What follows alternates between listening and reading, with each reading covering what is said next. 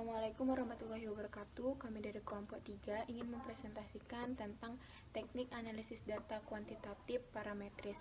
Anggota kelompoknya terdiri dari saya sendiri, Nabila Marwa, Nur Ayu Rahmadani, Fitri Kasih, dan Alvina Amalia.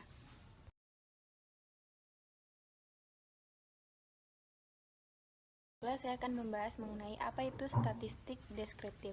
Nah, jadi statistik deskriptif adalah statistik yang digunakan untuk menganalisis data dengan cara mendeskripsikan atau menggambarkan data yang telah terkumpul tanpa bermaksud untuk membuat kesimpulan yang berlaku untuk umum atau generalisasi.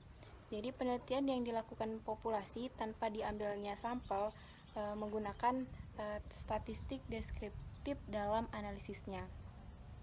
Kemudian yang termasuk dalam statistik deskriptif antara lain penyajian data melalui tabel, grafik, diagram lingkaran, histogram, perhitungan modus, median, mean atau pengukuran tendensial sentral, perhitungan desil, persentil, perhitungan penyebaran data melalui perhitungan rata-rata dan standar defisiasi, perhitungan persentase.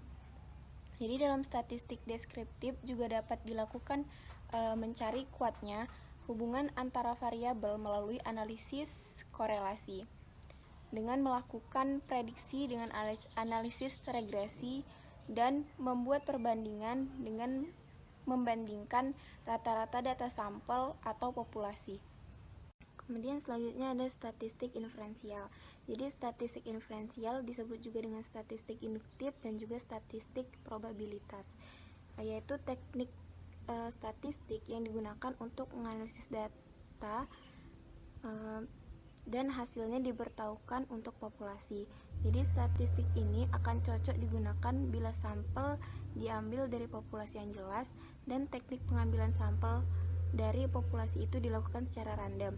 Jadi statistik inferensial terbagi dua, yaitu ada statistik parametris dan juga non-parametris. Kenapa statistik ini disebut sebagai statistik probabilitas? Karena kesimpulan yang diberlakukan untuk populasi berdasarkan data sampel itu kebenarannya bersifat peluang atau probability. Suatu kesimpulan dari data sampel yang akan diberlakukan untuk populasi itu mempunyai peluang, kebenaran, dan juga kesalahan yang dinyatakan dalam bentuk presentasi. Bila peluang kesalahan 5%, maka taraf kepercayaan 95%. Bila peluang kesalahan 1%, maka taraf kepercayaannya 99%. Peluang kesalahan dan kepercayaan ini disebut juga dengan taraf signifikasi. Pengujian taraf signifikasi dari hasil suatu analisis akan lebih praktis jika didasarkan pada tabel sesuai dengan teknik analisis yang digunakan. Misalnya, uji T akan digunakan pada tabel T dan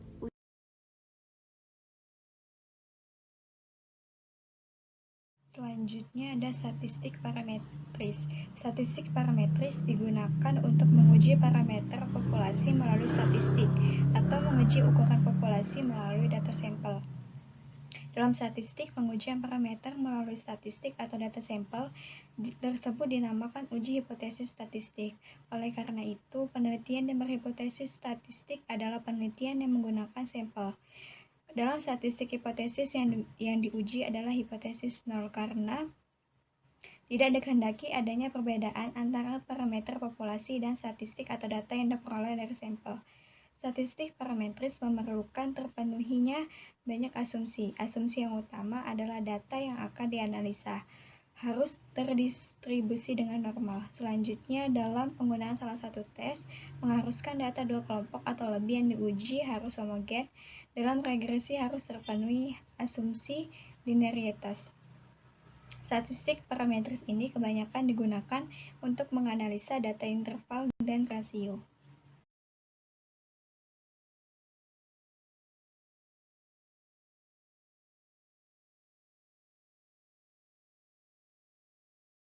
Selanjutnya itu ada contoh judul penelitian dan statistik yang digunakan. Yang pertama ada contoh dari judul penelitiannya, yaitu pengaruh kecerdasan emosional terhadap prestasi pegawai di pemerintah Provinsi Madukara. Nah, untuk dari contoh judul di atas, X-nya itu kecerdasan emosional dan Y-nya itu prestasi kerja pegawai. Berdasarkan paradigma tersebut, terlihat bahwa untuk judul penelitian yang terdiri dari satu variabel independen dan satu dependen, terdapat dua rumusan masalah deskriptif dan satu masalah asosiatif. Dengan demikian juga terdapat dua hipotesis deskriptif dan satu hipotesis asosiatif. Bila terdapat masalah dalam merumuskan hipotesis deskriptifnya, maka hipotesis itu tidak perlu dirumuskan, tetapi rumusan masalahnya saja yang harus dijawab dengan perhitungan statistik. Dua hipotesis deskriptif diuji dengan statistik yang sama. Kemudian ada rumusan masalah, hipotesis, dan teknik statistik untuk analisis data. Di sini ada tabel yang berisi contoh judul penelitian, rumusan masalah, hipotesis, dan teknik analisis data yang digunakan untuk satu variabel independen. Yang pertama itu ada rumusan masalah. Rumusan masalahnya, berapakah rata-rata kecerdasan emosional pegawai di Provinsi Madukara? Untuk hipotesisnya itu, kecerdasan emosional atau EQ pegawai di pemerintahan Provinsi Madukara yang tinggi adalah 150. Kemudian untuk statistik uji hipotesisnya, teknik statistik yang digunakan untuk menguji hipotesis dapat dilihat pada tabel 8.1. Kemudian data yang terkumpul adalah rasio.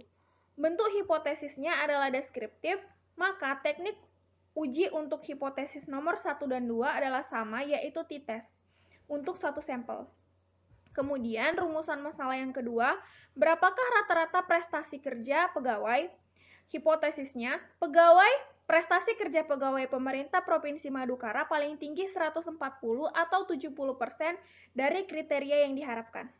Kemudian, statistik untuk uji hipotesisnya yaitu t-test satu sampel. Kemudian rumusan masalah yang ketiga, adakah hubungan yang positif dan signifikan antara kecerdasan emosional pegawai dengan prestasi kerja?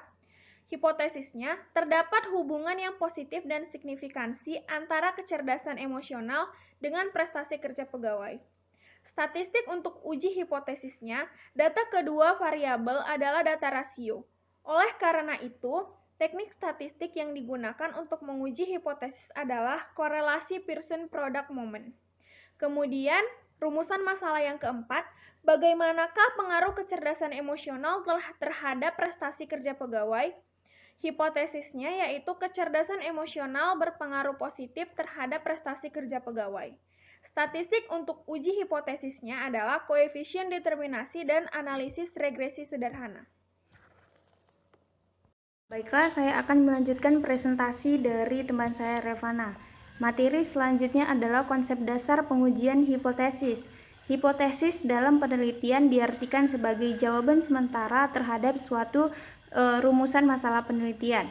Kebenaran dari hipotesis itu harus dibuktikan melalui data yang terkumpul. Secara statistik, hipotesis diartikan sebagai pernyataan mengenai keadaan populasi atau parameter yang akan diuji kebenarannya berdasarkan data yang diperoleh dari sampel penelitian atau dari data statistik. Maksudnya adalah taksiran keadaan populasi melalui data sampel. Oleh karena itu, data statistik yang diuji adalah hipotesis nol. Selanjutnya adalah taraf kesalahan. Pada dasarnya, menguji hipotesis itu adalah menaksir parameter populasi berdasarkan data sampel. Terdapat dua cara untuk menaksir, yaitu yang pertama point of estimate dan interval estimate. A point of estimate atau titik taksiran adalah suatu taksiran parameter populasi berdasarkan nilai dari rata-rata data sampel, sedangkan interval estimate atau taksiran interval adalah suatu taksiran parameter populasi berdasarkan nilai interval rata-rata data sampel. Contohnya, jika saya berhipotesis atau menaksirkan bahwa daya tahan kerja orang Indonesia adalah 10 jam per hari, maka ini disebut adalah point of estimate karena saya langsung menyebutkan yaitu 10 jam per hari. Sedangkan jika saya menyebutkan daya tahan kerja orang Indonesia adalah 8 hingga 12 jam, maka ini disebut interval estimate karena nilai intervalnya adalah 8 sampai 12 jam. Menaksirkan parameter Populasi yang menggunakan nilai tunggal atau point estimate akan mempunyai resiko kesalahan yang lebih tinggi dibandingkan dengan yang menggunakan interval estimate. Baiklah, materi selanjutnya akan dilanjutkan oleh teman saya.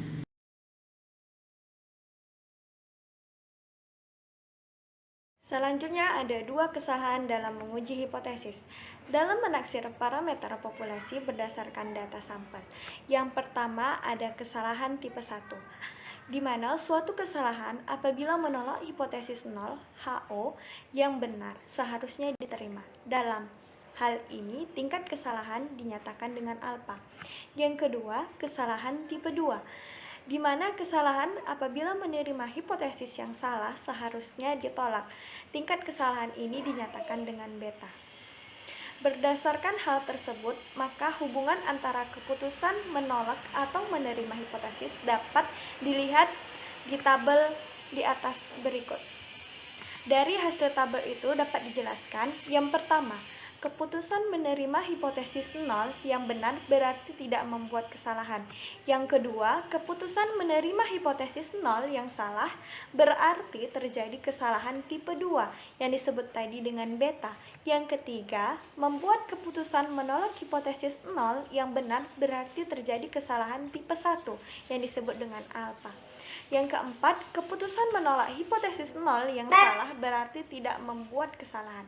Apabila nilai statistik atau data sampel yang diperoleh dari hasil pengumpulan data sama dengan nilai parameter populasi atau masih berada pada nilai interval parameter populasi, maka hipotesis yang dirumuskan 100% diterima.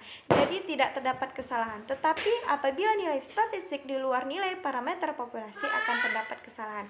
Kesalahan ini semakin besar apabila nilai statistik jauh dari nilai parameter populasinya. Tingkat kesalahan selanjutnya dinamakan dengan level of significance atau tingkat signifikansi.